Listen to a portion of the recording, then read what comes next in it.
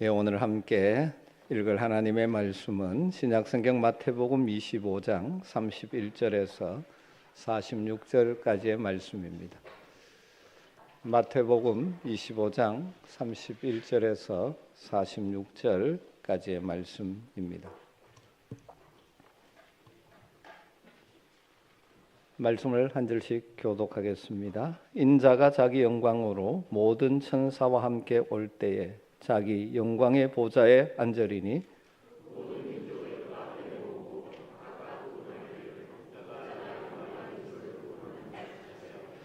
양은 그 오른편에 염소는 왼편에 두리라.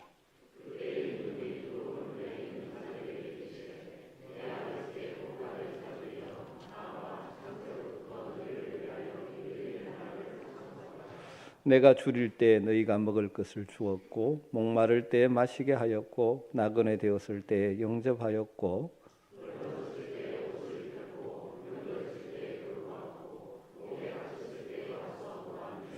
이에 의인들이 대답하여 이르되 주여 우리가 어느 때에 주께서 줄이신 것을 보고 음식을 대접하였으며 목마르신 것을 보고 마시게 하였나이까.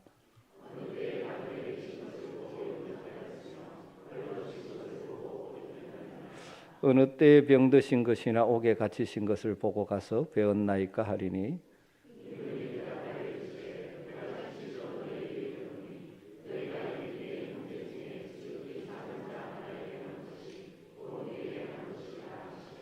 또 왼편에 있는 자들에게 이르시되 저주를 받은 자들아 나를 떠나 마귀와 그 사자들을 위하여 예비된 영원한 불에 들어가라.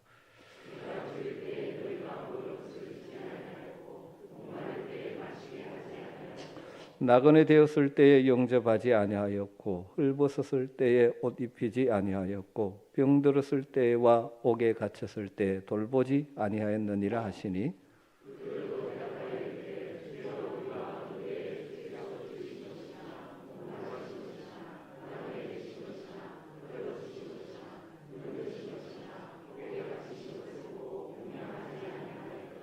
이에 임금이 대답하여 이르시되 내가 진실로 너희에게 이르노니 이 지극히 작은 자 하나에게 하지 아니한 것이 곧 내게 하지 아니한 것이니라 하시리니 그들은 영벌에 의인들은 영생에 들어가리라 하시니라. 아멘. 우리가 늘 주일마다 고백하는 사도신경의 내용을 살피면서 우리의 믿음의 가장 기초적인 진리들을 다시 한번 재확인합니다. 우리가 무슨 일을 하든지 기본이 굉장히 중요합니다. 교회 오래 다니신 분들은 다 안다고 생각하시겠지만 다시 한번 이 기본을 분명히 하고 우리가 고백하는 신앙의 고백대로 살아가는 것이 어떤 것인지를 다시 한번 점검하면 좋을 것 같습니다. 오늘은 사도신경 강의 8번째로 저리로서 산자와 죽은 자를 심판하러 오시리라, 이 부분을 좀 깊이 생각해 보려고 합니다. 예수님께서 다시 오신다. 재림에 대한 신앙의 고백과 동시에 재림하신 우리 주님은 심판주로 오신다라는 신앙의 고백이죠. 재림과 심판을 믿는다는 고백인 것이죠. 저리로서라는 말은 그곳으로부터라는 뜻이죠. 성천하신 예수님, 지상에서 우리의 구속 사역을 완성하시고 성천하신 예수님이 지난주에 살폈듯이 하나님 보좌 우편에 앉아 계시며 여전히 그의 영으로 우리를 다스리시고 우리를 위하여 변호, 대언하시고 우리를 위하여 중보 기도하시며 계시는 그분이 때가 되면 다시 세상에 오신다, 재림하신다라는 뜻이죠. 재림하시는데 뭘 하러 오십니까? 산자와 죽은 자를 심판하러 오신다. 예수님 재림 그때에 육신적으로 살아있는 사람이든지 이미 죽은 자들이든지 모두 심판하기 위해 오신다 하는 것이죠. 재림과 심판의 이 교리. 오늘 그래서 재림과 심판에 대한 성경의 가르침의 핵심을 좀 정리해 보려고 합니다. 여러분, 재림과 심판에 대한 교리, 이것은 우리의 건강한 신앙을 위해서 굉장히 중요한 부분입니다. 우리의 신앙이 안일해지고 나태에 빠지는 이유 중에 하나는 주님의 재림과 심판에 관한 이 종말론의 신앙을 잊어버리고 살기 때문이죠. 입술로는 고백하는데 실제로 삶의 현장에 현실에 매여 살다 보니 주님 다시 오셔서 심판하실 것에 대한 인식이 흐려지니 우리의 삶이 나태할 수밖에 없죠. 오늘 우리가 읽은 말씀을 흔히 양과 염소의 비유라고 부르는 우리 주님 친히 하신 말씀이죠. 그리고 그 내용이 주님 재림하셔서 심판하실 심판에 대한 내용이기에 마지막 심판의 비유라고 불러도 좋을 것입니다. 오늘 이 말씀을 중심으로 그리고 신약의 여러 부분을 인용하면서 재림과 심판에 대한 기본적인 핵심 교리들을 좀 정리하면서 은혜를 나누면 좋을 것 같습니다. 여러분, 첫 번째로 기억할 것은 우리 주님 반드시 다시 오십니다. 우리 주님 반드시 다시 오십니다. 재림은 확실한 사실입니다. 부활 승천하신 예수님 반드시 다시 오십니다. 신약 성경을 살펴보면 주님 다시 오신다는 약속의 말씀이 300회 이상 나오고 있습니다. 성경에 단 한 번만 나와도 우리가 믿어야 하겠지만 그렇게 자주 언급하신 것은 이 재림이 얼마나 확실하고 중요한지를 우리에게 가르쳐 주는 것이고, 동시에 우리가 이 땅을 살다 보면 자주 잊어버리기 쉬운 일이기 때문에 주님 다시 오심에 대한 메시지가, 약속이 반복되어지고 있는 것이죠. 사도행전에 보면 우리 주님 승천하실 때 현장에 흰옷 입은 두 사람 천사들이 나타나서 그 현장에 있는 자들에게 이렇게 증거했지 않습니까? 이르되 갈릴리 사람들아, 어찌하여 서서 하늘을 쳐다보느냐? 너희 가운데서 하늘로 올려지신 이 예수는 하늘로 가심을 본 그대로 오시리라 하였느니라. 주님 반드시 다시 오십니다. 주님 다시 오실 때 이 우주와 인류 역사의 종말이 임하게 되어지죠. 그래서 재림은 곧 종말인 것이죠. 그래서 우리는 이것을 신학적으로 우주적 종말, 역사적 종말이라고 부릅니다. 그런데 주님이 언제 오신다고 말씀합니까? 주님의 재림의 때가 언제입니까? 성경은 말씀하죠. 아무도 모른다. 그렇게 말씀하죠. 아무도 모르는 때. 마태복음 24장 36절에 그러나 그날과 그때는 아무도 모르나니 하늘의 천사들도 아들도 모르고 오직 아버지만 아시느니라. 하나님 아버지의 주권 안에 있다는 것이죠. 분명하게 이렇게 성경이 말씀함에도 불구하고 교회 역사상 수많은 이단들이 일어나서 재림의 정확한 시기가 이때라고 그들이 받았다면서 하는 사례들이 많았죠. 이런 류의 이단들을 시한부 종말론자라고 부르죠. 그들은 예수님이 몇 년 몇 월 며칠 몇 시에 오신다라고 단언하는 것이죠. 우리나라에도 많이 있었습니다. 그 중에 대표적인 것이 1992년 10월 28일 24시에 오신다고 주장했던 다미성교회 이장님 일파입니다. 그게 온통 교회를 시끄럽게 했었죠. 흰옷 입고 난리를 쳤습니다. 결국 해프닝으로 끝났죠. 여러분, 이런 이단들 때문에 우리 기독교 신앙이 때로는 조롱받기도 합니다. 그리고 성도들마저도 주님의 재림에 대한 소망이 약화되기도 하는 것 같습니다. 여러분, 그럼에도 불구하고 말씀이 분명하게 말씀하시는 것은 우리 주님 반드시 다시 오신다는 것입니다. 그 재림의 시기는 우리가 모르지만 얼마나 가까워졌는지 그 징조, 사인은 우리가 예감할 수 있는 것이죠. 사인을 통해서 예감할 수 있습니다. 예수님께서 친히 이렇게 말씀하셨죠. 마태복음 24장 32절 34절에 무화과 나무의 비유를 배우라. 그 가지가 연하여지고 잎사귀를 내면 여름이 가까운 줄을 아나니 이와 같이 너희도 이 모든 일들을 보거든 인자 예수 그리스도가 가까이 곧 눈앞에 이런 줄 알라. 무화과 나무가 연해지고 잎사귀를 내면 여름이 가까웠다는 것을 다 알 수 있듯이 이 모든 일들은 무엇일까요? 그 앞에 나오는 여러 가지 사건들이 일어나면 주님 오실 때가 가까워졌다는 것을 너희들 알아라. 그렇게 말씀하죠.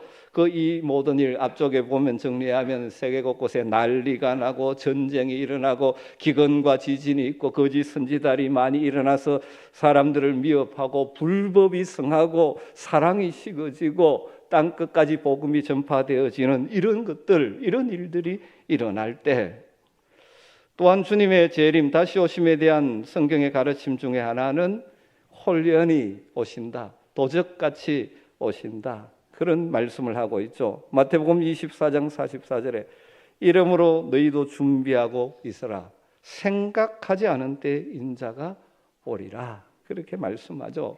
데살로니가전서 5장 2절에도 주의 날이 밤에 도둑같이 이를 줄 너희가 자세히 알기 때문이라.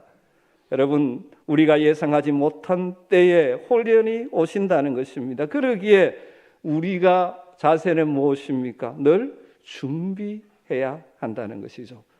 그럼 주님 다시 오실 때 어떤 모습으로 오신다고 성경은 말하고 있습니까? 우리 주님 초림 처음 오실 때, 성탄 때에는 어린아이 모습으로, 육신을 입은 아이의 모습으로, 그것도 초라한 이 구유에 오셨고 많은 사람들이 알아보지 못한 은밀하게 오셨죠. 소수의 계시를 받은 사람들만 알게 오셨습니다. 그러나 주님 다시 오실 때는 전혀 다르다고 말씀하죠. 영광스러운 왕으로 오신다라고 성경은 말씀하고 있습니다. 데살로니가전서 4장 16절에 주께서 호령과 천사장의 소리와 하나님의 나팔 소리로 친히 하늘로부터 강림하시리니 천사장의 소리와 나팔 소리와 함께 장엄하게 왕의 모습으로 다시 오신다고 말씀하고 있죠. 마태복음 24장 30절도 그때 인자의 징조가 하늘에서 보이겠고 그때 땅의 모든 족속들이 통곡하며 그들이 인자가 구름을 타고 능력과 큰 영광으로 오는 것을 보리라. 주님 다시 심판주로 오시는데 만왕의 왕으로서 오실 때 모든 사람들이 목격할 수 있도록 장엄하게 오신다라고 말씀합니다. 그런데 주님 다시 오셔서 재림하셔서 하실 일이 무엇입니까? 무엇을 위해 다시 오십니까? 오늘 말씀은 성경은 심판주로 오신다고 말하죠. 그래서 우리는 산자와 죽은 자를 심판하러 오신다라고 고백하는 것입니다. 오늘 마태복음 25장 31절 32절을 보면 인자가 자기 영광으로 모든 천사와 함께 올 때에 자기의 영광의 보좌에 앉으리니 왕의 보좌에 앉으시는 거죠. 그래서 모든 민족을 그 앞에 모으고 각각 구분하기를 목자가 양과 염소를 구분하는 것 같이 한다. 모든 민족을 모아놓고 개별 각각 심판을 하십니다. 그때 심판이 어떻게 진행된다고 비유로 표현합니까? 33절에 양은 오른편에 염소는 왼편에 둔다, 그렇게 말합니다. 다르게 말하면 마지막 주님 오셔서 심판하실 때 모든 사람은 두 종류로 분류된다는 것이죠.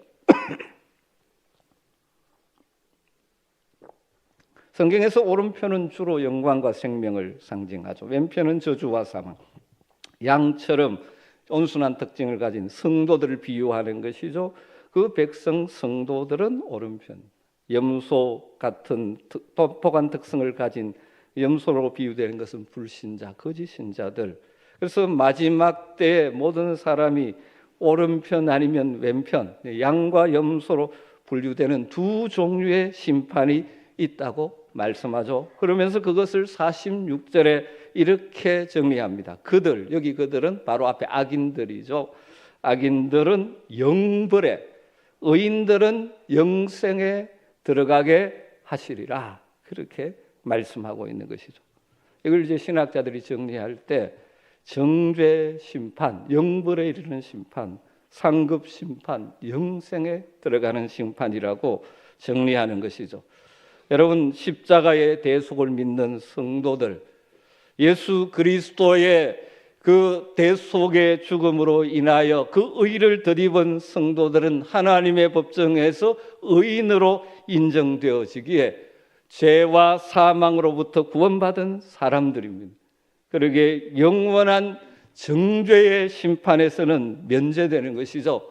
로마서 8장 1절에 늘 우리가 고백하듯이 그러므로 이제 그리스도 예수 안에 있는 자에게는 결코 정죄함이 없나니, 그러기에 우리 믿는 성도들, 양으로 비유되는 믿음의 성도들은 정죄의 심판으로부터는 자유한 것이죠.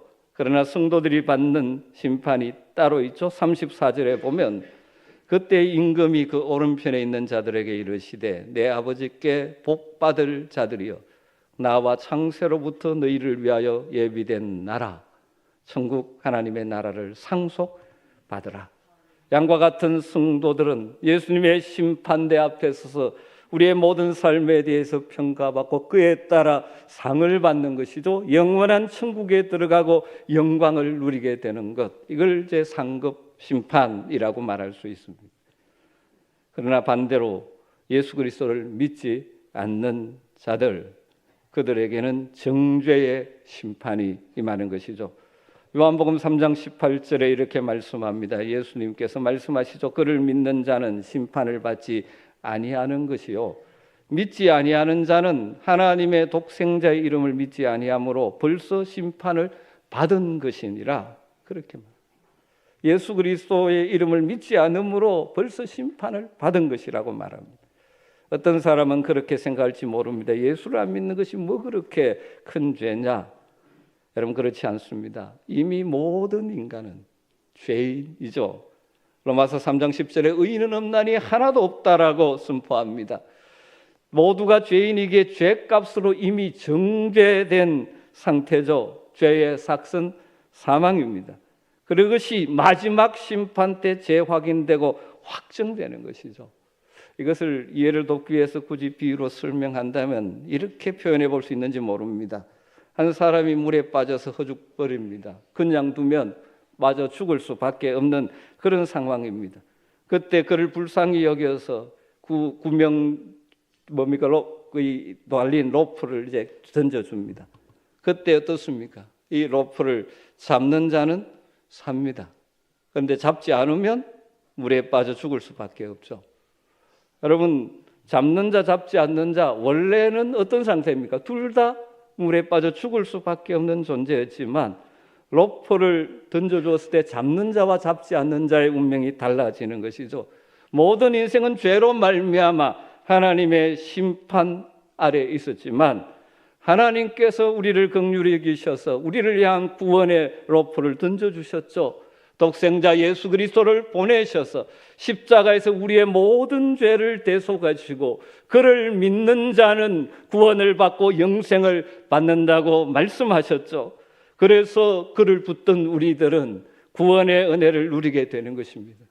그러나 그것을 믿지 않는 자들은 심판이 그대로 임하게 되는 것이죠. 요한계시록 20장에 보면 이 최후의 심판, 정죄의 심판을 백보자, 크고 흰 보자의 심판이라고 부르죠. 크고 흰 보자 앞에 책들이 놓여 있는데 생명책과 행위의 책이 있습니다. 생명책에는 예수를 믿고 하나님의 자녀된 저와 여러분 성도들의 이름이 적혀 있습니다. 그들은 정죄의 심판에서 면제되어집니다. 그러나 믿지 않는 자들은 그의 행위의 책에 기록된 대로 정죄의 심판을 받고 둘째 사망, 영원한 사망에 이르는 것이죠. 오늘 본문도 41절에서 그것을 이렇게 주님 비유로 말씀합니다. 또 왼편에 있는 자들에게 이르시되 저주를 받은 자들아 나를 떠나 마귀와 그 사자들을 위하여 예비된 영원한 불에 들어가라. 염소들, 악인들, 믿음이 없고 선한 행위가 없습니다. 그들은 마귀와 그 졸개들을 위하여 예비된 영원한 지옥의 불못에 떨어지는 심판을 받게 된다고 선언하고 계시는 것이죠. 여러분, 예수 그리스도를 여러분의 구주로 확실하게 믿으십니까? 그렇다면 결코 주님의 재림과 주님의 심판은 우리의 두려움이 아니고 우리의 소망이요 우리의 기쁨이 되는 줄로 믿습니다. 주님의 재림과 심판을 믿는다고 우리가 매주 고백을 한다면 그렇다면 현재 우리는 어떻게 살아가야 합니까? 여러분, 시한부 종말론자처럼 호들갑을 떨 필요도 전혀 없습니다. 그러나 동시에 주님의 재림에 대해서 무관심해서도 되지 않습니다. 균형 잡힌 건강한 긴장감을 가지고 우리는 신앙생활을 해야 되는 것이죠. 그래서 주님의 재림을 대비하는 믿음의 삶의 방식을 종말론적인 신앙이라고 표현할 수 있죠. 여러 가지가 있지만 가장 기본적이고 중요한 네 가지를 소개하면서 오늘 설교를 마치려고 합니다. 주님의 재림을 믿는 자, 심판주로 오실 주님을 믿는 자들이 어떻게 살아야 합니까? 첫 번째로는 구원의 신앙을 붙들고 살아야 합니다. 여러분, 우리는 주님이 언제 오실지라도 전혀 당황하지 않을 만한 믿음으로 살아야 하는 줄 믿습니다. 그것이 바로 주님의 십자가의 대속을 믿는, 나의 죄를 대신하여 죄값을 치르셔서 나에게서부터 죄로부터 자유하게 하셨다는, 그래서 영원한 생명을 가지게 하셨다는 확실한 신앙을 가지고 사는 것입니다. 우리 주님의 재림, 우주적인 종말도 중요하지만 개인적인 종말도 우리 앞에 다가오죠. 우리가 언제 우리 앞에 죽음이 다가올지 모르는 인생입니다. 그래서 우리 주님 언제 나를 부르셔도 아멘으로 응답할 수 있는 믿음의 사람들이 되시기를 주님으로 축원합니다. 요한복음 5장 24절에 주님이 이렇게 말씀합니다. 내가 진실로 진실로 너희에게 이르노니 내 말을 듣고 또 나 보내신 이를 믿는 자는 영생을 얻었고 심판에 이르지 아니하나니 사망에서 생명으로 옮겼느니라. 믿는 자는 영생을 얻었고 심판에 이르지 아니하나니 사망에서 생명으로 옮겼느니라. 그럼 이 약속의 말씀을 붙드시기를 주님으로 축원합니다. 예수님 나를 위하여 십자가의 대속의 죽으심으로 내가 그를 믿기에 나는 영원한 생명을 얻었다. 이 땅을 살지만 하늘에 소망이 있는 자이다.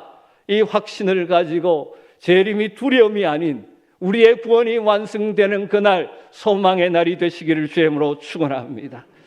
그리고 그때까지 우리는 이 땅을 사는 동안 그리스도의 신부답게 우리의 삶을 단장하며 살아야 되죠.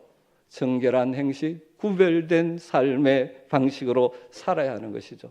주님의 재림과 성도들에 대해서 말할 때 성경은 자주 신부에 비유할 때가 참 많습니다. 우리 주님 신랑에 비유하고 신부에 비유할 때가 있죠. 요한계시록 19장 7절 8절에 보면 우리가 즐거워하고 크게 기뻐하며 그에게 영광을 돌릴새 어린 양의 혼인 계약이 이르렀고 그의 아내가 자신을 준비하였으므로 그에게 빛나고 깨끗한 세마포 옷을 입도록 허락하셨으니 이 세마포 옷은 성도들의 옳은 행실이로다 하더라. 여러분, 우리가 부족하지만 주님의 신부답게 우리의 삶으로 준비해 가는 것이 재림 신앙을 가진 자들의 모습이라는 것이죠. 여러분, 왜 이 세상 사람들이 도덕성이 점점 떨어져서 추한 일을 추한 줄 모르고 악한 일을 악한 줄 모르고 욕망의 종이 되어 살아갑니까? 우리 사회가 지금 점점 그렇게 되지 않습니까? 그 이유 중에 하나는 재림과 심판, 천국과 지옥을 믿지 않기 때문이죠. 오래전에 영국의 윈스턴 처칠 수상이 그런 말을 한 적이 있습니다.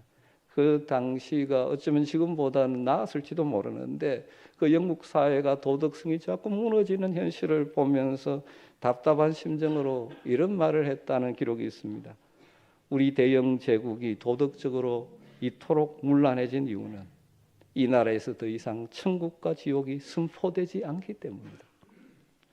만일 가야 할 천국이 없고 피해야 할 지옥이 없다면 어찌 사치스럽고 방탕한 생활을 하지 않겠으며 어찌 먹고 마시고 즐기지 않겠는가.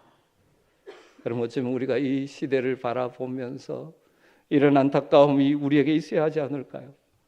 사람들이 천국과 지옥, 재림과 심판을 믿지 않기 때문에 욕망의 종이 되어 자기의 좋은 대로 살아간 이런 시대에 우리 성도들은 다르게 살아야 합니다. 주님 다시 오실 때 신랑 되신 주님을 맞이할 정결한 신부의 모습으로 우리 자신들을 단장하며 살아가야 하지 않겠습니까? 세 번째로 재림의 신앙을 가진 자들이 삶의 방식은 이 땅을 살면서 사랑을 실천하며 사는 것입니다. 오늘 말씀에 보면 이 오른편에 있는 양들에게 주님 이렇게 말씀하십니다. 35절과 36절에 내가 줄일 때 너희가 먹을 것을 주었고 목마를 때 마시게 하였고 나그네 되었을 때 영접하였고 헐벗었을 때 옷을 입혔고 병들었을 때 돌보았고 옥에 갇혔을 때 와서 보았느니라. 예수님이 이렇게 말씀하시자 오른편에 선 양들 의인들이 의아해합니다. 우리가 언제 그렇게 했었습니까? 그러자 예수님께서 이렇게 설명해 주죠. 40절에 임금이 대답하여 이르시되 내가 진실로 너희에게 이르노니 너희가 여기 내 형제 중에 지극히 작은 자 하나에게 한 것이 곧 내게 한 것이니라. 그럼 무슨 말씀입니까? 우리 주님 부활하신 몸으로 하나님 보좌 우편에서 지금도 우리를 위해 기도하시고 다스리고 계시지만 우리가 주님을 위해 산다는 것의 중요한 한 가지는 이 땅에 연약한 자들, 소외된 자들, 궁핍한 자들, 고통 중에 있는 자들을 사랑으로 섬기는 것이 바로 주님을 섬기는 것이라고 우리 주님 말씀하시는 것입니다. 주님 다시 오신다는 사실을 안다면 우리는 우리의 것을 나만을 위해서, 내 가족만을 위해서, 내 욕심만을 위해서 사용하며 살아서는 안 되지 않습니까? 주님이 정말 기뻐하시는, 우리가 주님을 섬기는 것이 삶으로 표현되어야 되는데 그 중요한 것이 바로 우리 주변의 연약한 자들을 향한 우리의 나눔이고 베풀음이라는 사실입니다. 여러분, 이 땅은 다 자기중심적이고 내 것을 쌓으려고 하는 사람들로 가득 차 있습니다. 여러분, 그거 쌓아놓는다고 자기의 것이 됩니까? 다 사라질 것입니다. 정말 잘 쌓아두는 것은 하늘에 쌓아두는 것이죠. 하나님 여러분에게 주셨습니까? 무엇을 주셨습니까? 주신 것들을 잘 순종하며 사십시오. 특별히 주님이 기뻐하시는 주님의 마음으로 주님의 놀라운 사랑과 은혜를 받은 자답게 우리 주변의 연약한 자들을 향한 나눔과 베품을 실천하며 사시는 것이 주님의 재림을 믿는 자다운 삶이라는 것입니다. 마지막 네 번째로 복음 전파입니다. 여러분, 우리가 마지막 주님 앞에 서서 자랑할 것이 무엇일까요? 주님, 이 땅에서 내 열심히 일해서 돈 이만큼 벌다 왔습니다. 그것이겠습니다. 이 땅에서 열심히 해서 출세해서 이런 자리 차지하고 했습니다. 그것이겠습니다. 물론 열심히 살아야 합니다. 그러나 그것은 다 우리의 삶의 도구와 수단이어야 하죠.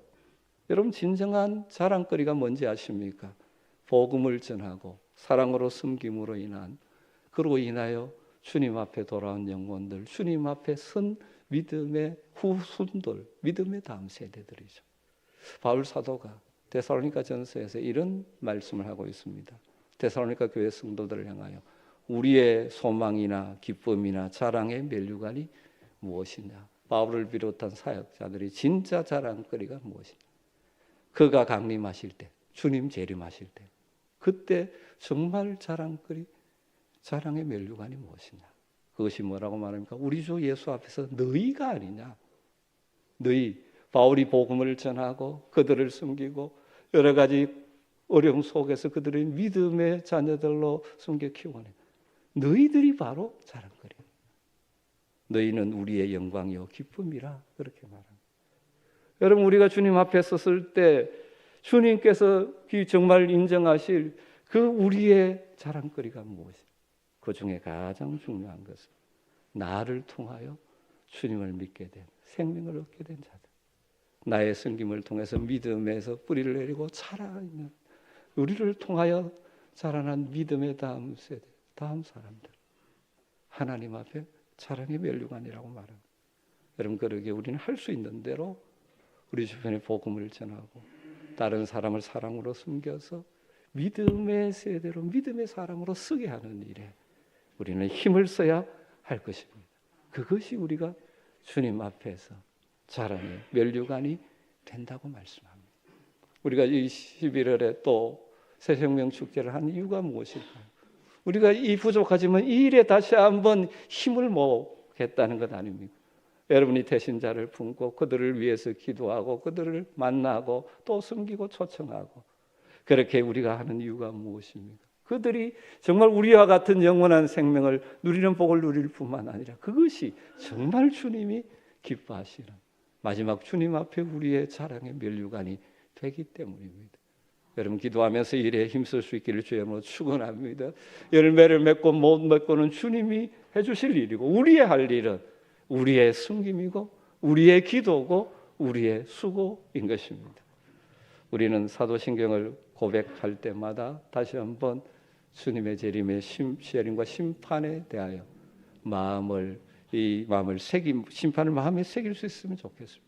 우리는 주일마다 고백할 때 저리로서 산자와 죽은 자를 심판하러 오시리라 고백하지 않습니까? 그렇기 때문에 그 믿음이 있기 때문에 우리의 삶은 달라야 하는 것입니다. 초대교회 성도들이 그래서 아멘 주 예수여 어서 오십시오 마라나타 그렇게 고백하며 그들의 믿음을 지키며 승리했듯이 이 타락한 세상 가운데서 우리의 다른 삶을 가지고 하나님의 영광을 드러내며 살아가는 복이 저와 여러분에게 있게 되기를 간절히 축원합니다. 기도하겠습니다. 하나님 감사합니다. 영원히 죽을 수밖에 없는 우리들을 다시 살려주시고 영원한 하늘의 소망을 가지고 살게 하심을 감사합니다. 하늘의 소망이 있는 자들, 주님 다시 오심을 믿는 자들에게 우리가 이 땅의 삶에 매몰되지 않고 우리에게 주신 것들을 잘 선용하며 믿음으로 살아가는, 그래서 하나님 나라에 부요한 인생들 다 되게 하여 주시옵소서. 예수님의 이름으로 기도드리옵나이다.